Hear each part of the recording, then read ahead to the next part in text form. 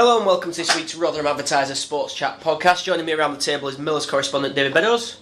Hello. And news editor Michael Upton. Hello. Gentlemen, a disastrous last day defeat away at promotion chasing Hull City, 5-1. Dave, not much to say about that, so we'll keep that subject short and sweet, but flip-flops on, suntan lotion at the ready. Yeah, you couldn't exactly smell the factor 15 wafting up from the pitch, but I mean certainly for a 20-minute period in the first half, Rotherham were at 6 and 7s, all were red hot. They'd have probably taken any team apart on Saturday. But Rotherham were nowhere near the intensity we've seen, and the outcome was what you got. Well, I think Joe maybe being a bit harsh there saying disastrous. Disappointing, yes, it's nice to finish the season on a high.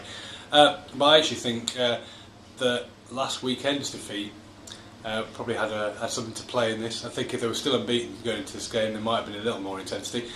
It's disappointing in the sense that we were saying a couple of weeks ago some of these players were playing for contracts, and I think there were flip-flops on. That certainly explains some of the defending.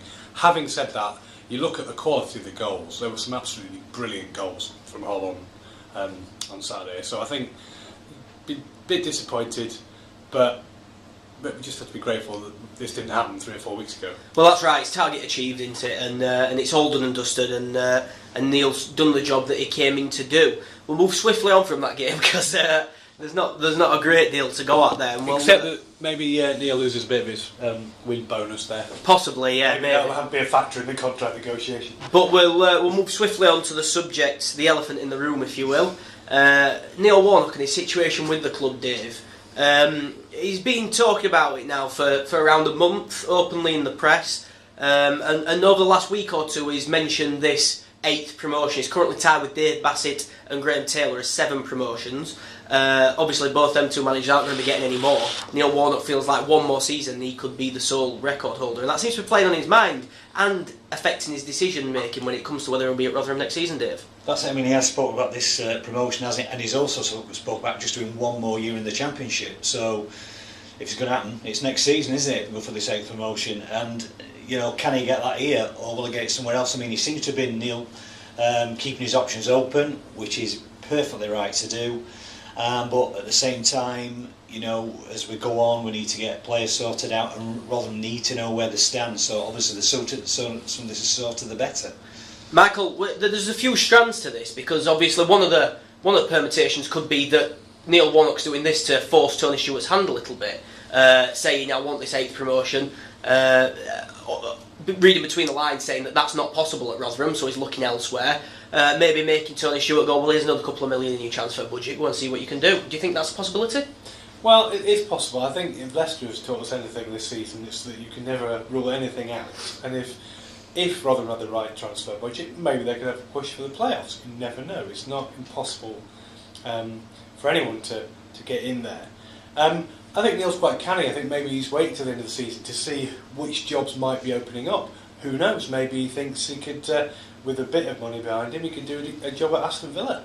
I mean, it's not impossible that there will be a job from there, and with the right budget, which they probably won't have, then maybe go for that. I can't see Rafa Benitez saying Newcastle if they go down, and that would be a great opportunity for Neil Warnock to try and bring them straight back up again, wouldn't it? So I don't think it's so much what's going on here.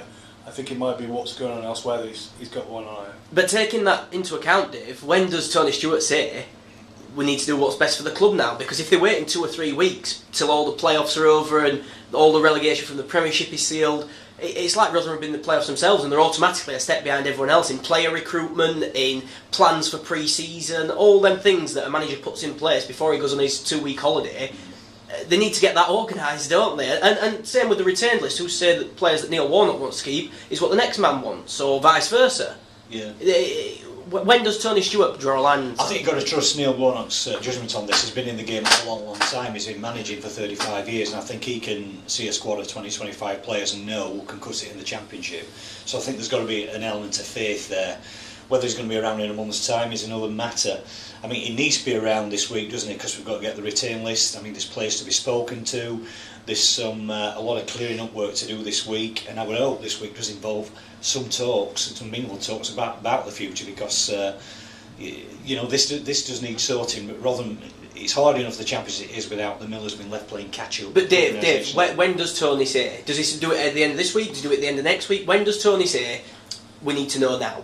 Well, the time scale seems to have shifted a bit, because we're going to talk about it straight after the final game. I noticed there's been talk that before the end of the month, which is when Neil's contract expires.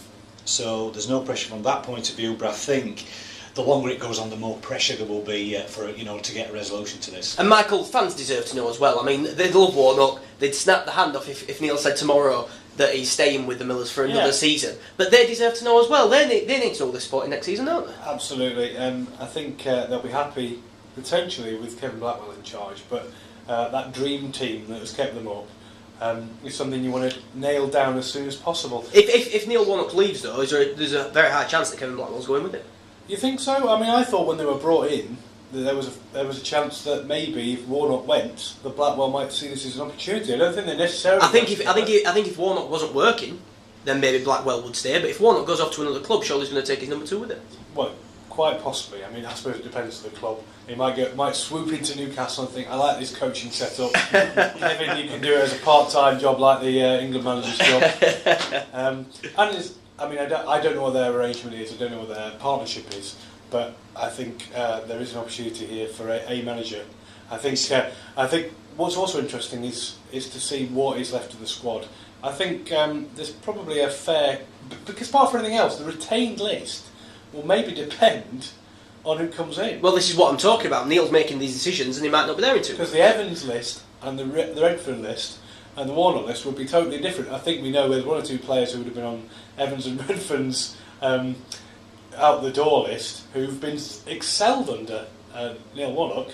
So, I mean, the players deserve to know very soon as well, because it's going to make a massive difference. Dave, if you're talking to agents and things like that already, how much of an impact do you think it'll have on players thinking of Rotherham as an option for next season, not knowing who the manager's going to be? Are they going to be missing out on targets because of this? Possibly. It's there's so many imponderables with this, isn't there? Going forward, and there may be a subtext to all this. We don't know what's going on, do we? We don't know what's being said behind closed doors. You think there's some proactive thinking going on here. I know Neil's been working on targets. He's been identifying 1 or 2 players. There's even been, I understand, preliminary conversations with 1 or 2 as well. So there is progress being made on that scene, but we're in a grey area. We need to get out of it, don't we?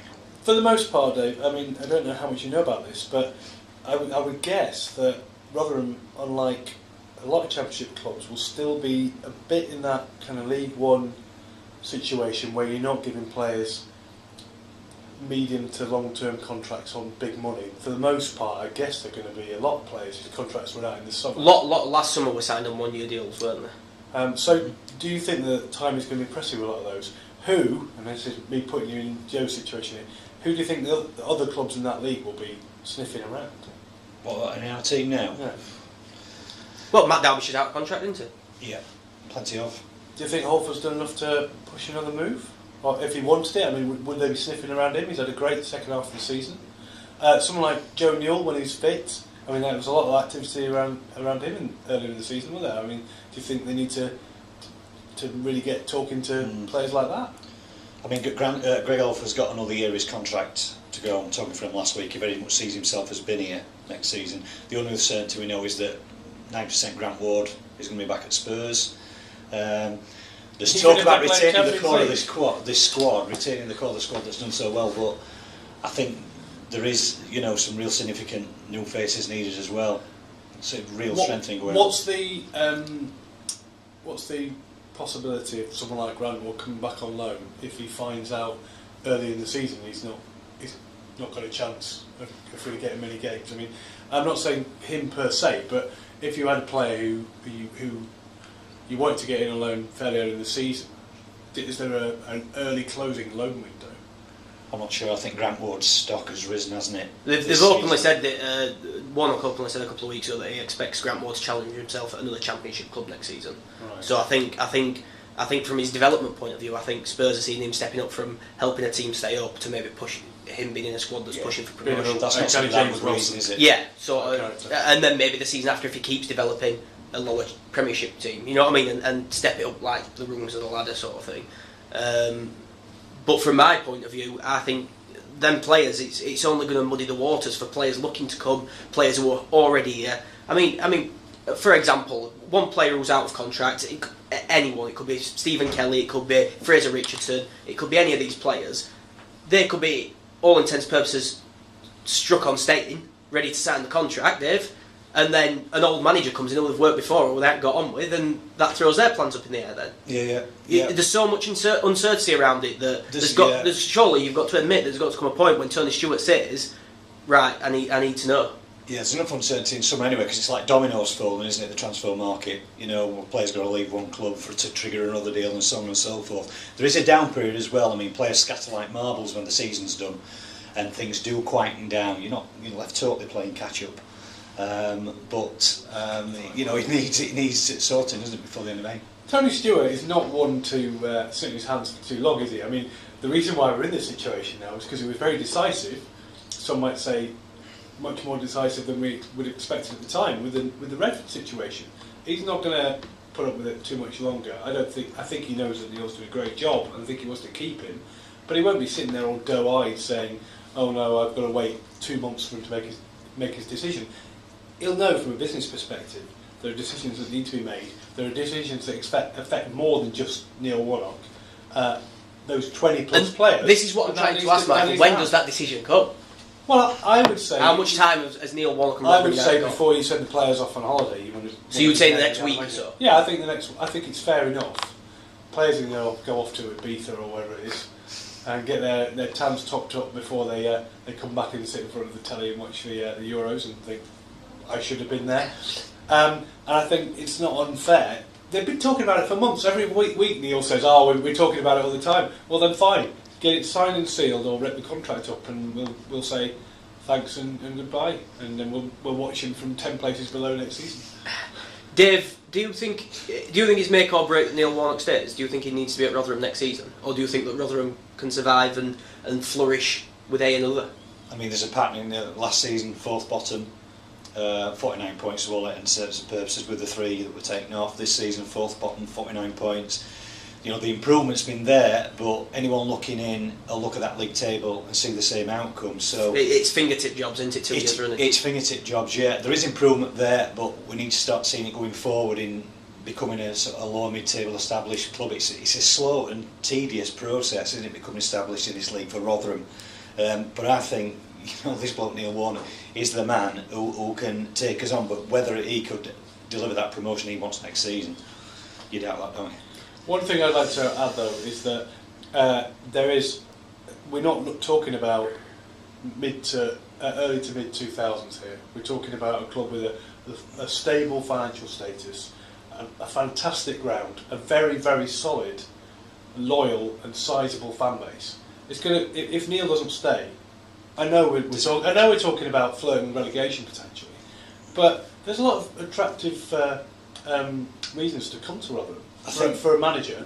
I'm not sure. I think maybe Tony's had his fingers burned with the Redford situation. I'm not sure he's going to go for a relatively untried, and shall we say, yet to be successful Championship manager. I think he will go for another reliable campaigner. Yeah. You just want it to be, if it's not Neil, you want someone who's going to inspire the players and inspire the fans, because that made a massive difference as well. They've really played their part in survival. I think the other thing to remember is Rotherham has been a very well-run club, financially well-run, and as time goes on and becomes more established, maybe they can afford to just loosen the wallet a bit, and go for it a little bit as time goes on. And of course, the turnover is double in the Championship what it is in League One, and the longer you stay in, Rotherham can afford to be more ambitious financially. So it's a slow burn, this one, and it's just getting a manager just to take them on to that next level for a while. Interesting you mentioned about the finances, Dave. I personally would like to see Tony loosen the purse strings and develop the ground a bit more. I think the opportunities to make money in those empty spaces are there, and he knows better than we do. He's the multi-millionaire, we're not. He knows how to run a business better than we do, but I think get the ground used 7 days a week, make more of the kind of corporate side of things, make more of the business side of things, brings more money in, and then we might see a bit more being spent. I understand that Mears have let one big chunk of the main stand for their National Training Academy, so if someone fixes your boiler, they've probably been trading our ground. And the other side is the supporters trust is going to be making more use of that. We want to see that a whole ground used more often, 7 days a week, and then it takes it to the next level in terms of the finances, doesn't it? Building bricks. And it's this thing we've mentioned before, it's getting 10,000 people to come to games regularly as well. We've seen that in the latter stages of the season, but not across the full season, which is understandable in a way. But the more people do that, the more, Tony might revisit them plans to expand this stadium eventually. Right, gentlemen, thank you very much for that. We could go on talking all day about these interesting subjects. Remember that if you want to get in touch about anything we've spoke about today, and there's a lot to go out there, you can by tweeting us at Rothtizer Sport. Make sure you buy Friday's Advertiser for a full roundup of the season that ended on that disappointing defeat at the KC Stadium. But a look back at the highs, the lows, the dramas, everything that you will need, all for only 80p. Thank you very much for listening. Make sure you join us again next season for the SportsChat Podcast. Who's to say that we'll do one or two specials over the summer anyway? Something for you to look forward to there. Enjoy your summers, and thank you very much.